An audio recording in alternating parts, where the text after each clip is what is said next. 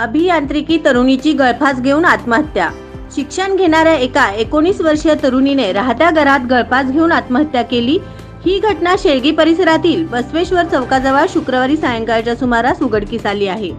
राजेश्वरी राजशेखर कोळी, वय वर्ष 19, शेळगी बसवेश्वर चौकाजवळ असे आत्महत्या केलेल्या तरुणीचे नाव आहे।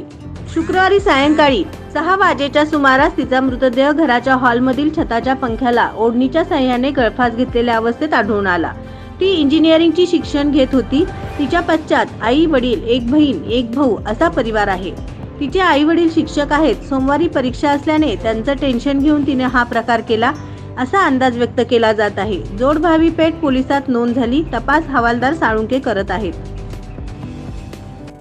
SB न्यूज चॅनलला लाईक करा, शेअर करा, सबस्क्राइब करा।